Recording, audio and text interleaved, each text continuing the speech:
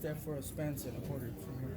Porter, I mean, Spence moves on to probably fight Pacquiao. I think Porter should probably either have a rematch with Keith Thurman. I think that's a perfect fight for both of them.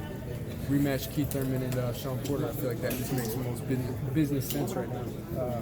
Being that they're both coming off losses, but they still put on great performances, and so put them two together and see who comes out on top. You said you had Porter winning right before the knockdown. What was separating Porter in your eyes from Spence? Well, Porter was going from the outside to the inside and doing what he wanted in both places. Like he was landing good shots from the outside, then he would come to the inside, he'd be roughing him out, landing good body shots, and I felt like he was controlling the fight. Had Errol in a place he had never been in before.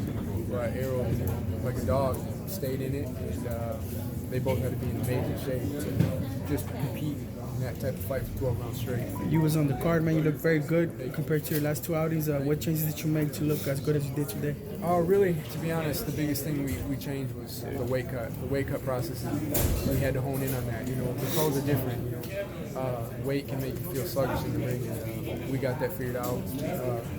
Consulted with some of the top experts in the game, including actually Chris Algieri, who's also a nutritionist for a lot of fighters. We got that straight. I came out feeling like an animal. So I'm just thankful to be able to come out and put on a show and kind of bury that last performance. What's next for you?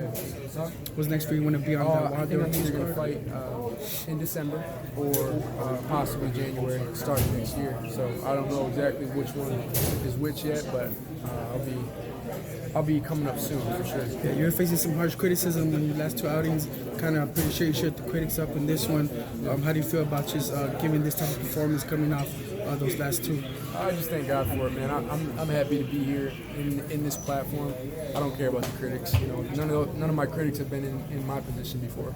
And I bounced back from a tough performance where I was able to eke out and dig deep and come out and win a dogfight. That just only made me better and made me mentally stronger. I had to get right back in the gym, make my adjustments, and I came in and felt like a superstar tonight. If I would have felt like I felt tonight, I would have, the whole last fight would have been a completely different story. So tell me, what's the difference between the amateurs and the pros, in your opinion?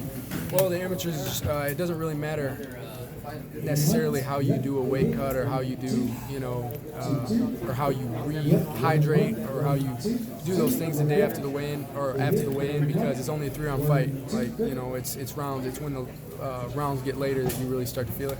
I felt it actually right off the bat in my last couple fights, that my legs, I didn't have any legs. I just felt dead and weak. This fight I came out and I was like, I knew something was different. My shots were just flying. My feet were great. I just felt great. Yeah, like Clarissa Shields is having problems with social media. Are you having the same problem? People criticizing you like the last two outings, they say? No, not at all. I don't give that any attention at all. Like I said, why would I give attention to people on social media when they're not in my shoes? They've never done anything on this level where it takes as much as boxing does from you. You gotta, boxing you have to give 110%, and sometimes that's not even enough. But people on, typing on their little computers don't realize that, so why would I give it any respect at all? I don't care what they say. After a real good, competitive, and tougher guy like Shawn Porter with Errol Spence winning, what do you think of like a Errol Spence, Manny Pacquiao? Does that change your view on that?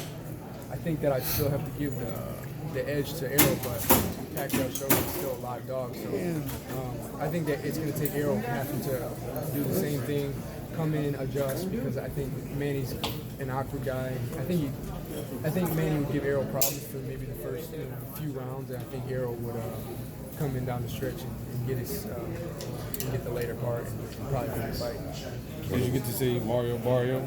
Yeah, man.